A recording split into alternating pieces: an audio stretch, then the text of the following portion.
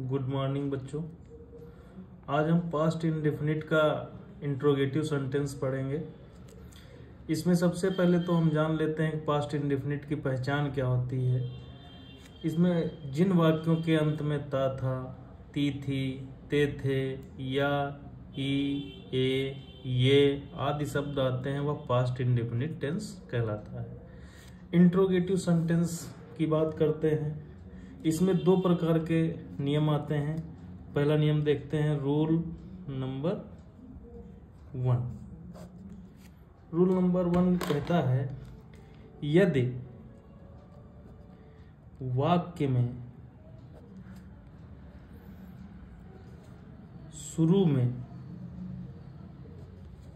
वाक्य के शुरू में कोई भी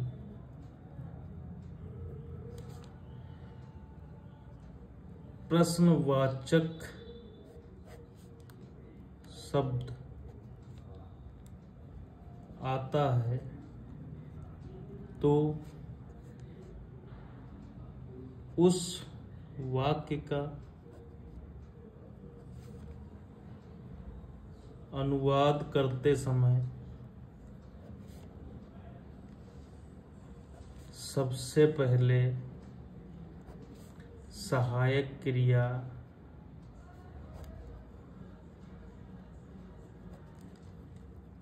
डिड का प्रयोग करते हैं। उसके बाद वाक्य का कर्ता, जिसको हम सब्जेक्ट कहते हैं,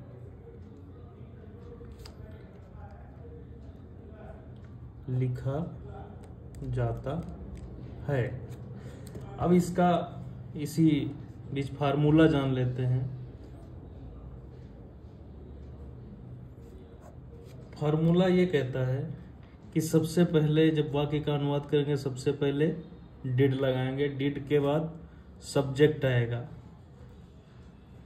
सब्जेक्ट के बाद मेन वर्ब का फर्स्ट फॉर्म आएगा, उसके बाद ऑब्जेक्ट लिखेंगे, ऑब्जेक्ट के बाद अदर वर्ड लिखेंगे, अदर वर्ड के बाद क्वेश्चन मार्क जरूर लगाएंगे। ये आपका पहला रूल कहता है। अब रूल नंबर 2।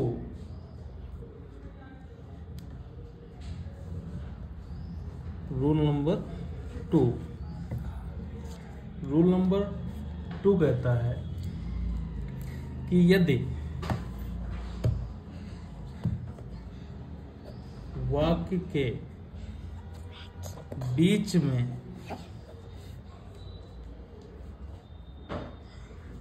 कोई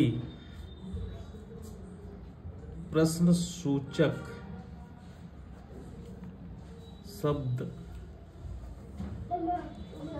आता है तो वाक्य का अनुवाद करते समय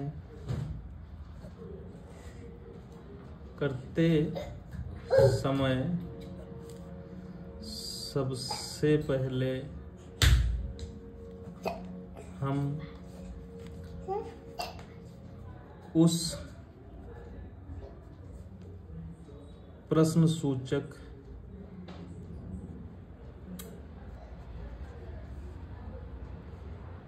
शब्द की अंग्रेजी लिखते हैं, उसके बाद डिड लगाते हैं। इसका भी फार्मूला है, फार्मूला जान लेते हैं। सबसे पहले इसमें हमारा आ जाएगा क्वेश्चन वर्ड का इंग्लिश, उसके बाद डिड आएगा, डिड के बाद सब्जेक्ट आएगा, सब्जेक्ट के बाद मेन वर्ब का फर्स्ट फॉर्म आएगा, उसके बाद ऑब्जेक्ट लिख देंगे, ऑब्जेक्ट के बाद अदर वर्ड अगर हैं सेंटेंस में तो लिख देंगे, और उसके बाद लास्ट में क्वेश्चन मार्क लगा देंगे। ये हमारा दूसरे टाइप का फार्मूला हो गया। आइए अब हम कुछ इन फार्मूलों पे आधारित सेंटेंस को करते हैं। उदाहरण के तौर पे हम देखते हैं कि क्या तुमने कल खाना खाया था? क्या तुमने कल खाना खाया था? ये आपका सेंटेंस होगा। इस सेंटेंस में पहले प्रश्न सूचक शब्द आया है, तो इसलिए ये नंबर 1 का जो फार्मूला है इस फार्मूले पे बनेगा। इसमें सबसे पहले हम डिड लगाएंगे।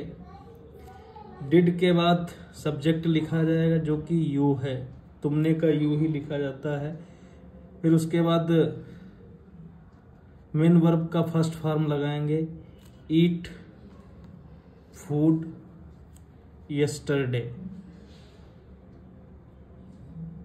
यस्टरडे हम जो बीता हुआ कल होता है उसके लिए यस्टरडे लगाया, जो आगे आने वाला दिन होता है उसके लिए टुमारो लगाते हैं। दूसरा सेंटेंस देखते हैं, क्या अध्यापक विद्यालय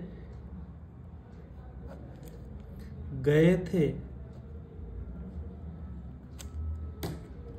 इसको जब हम बनाते तो ये भी नंबर 1 वाले फार्मूले पे बनेगा। इसमें भी सबसे पहले डिड आ जाएगा, डिड के बाद टीचर लिख देंगे, द टीचर।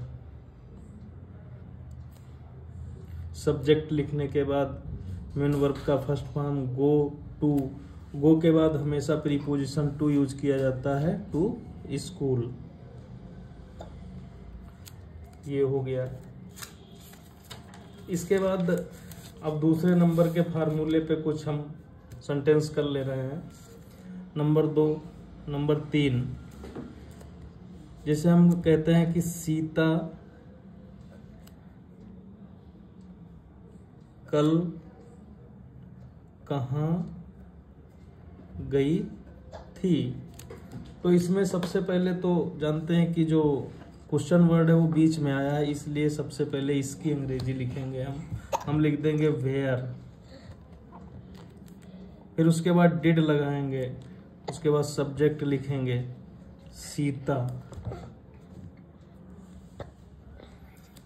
Go yesterday. एक और सेंटेंस करके देखते हैं, तुम बाजार क्यों गए थे? तुम बाजार क्यों गए थे? इसको जब हम बनाते तो सबसे पहले क्यों की अंग्रेजी लिखेंगे वाई। फिर उसके बाद डिड लगाएंगे, यू, सब्जेक्ट लिख देंगे, फिर go to market. Thank you. ये इतना वीडियो देखिएगा।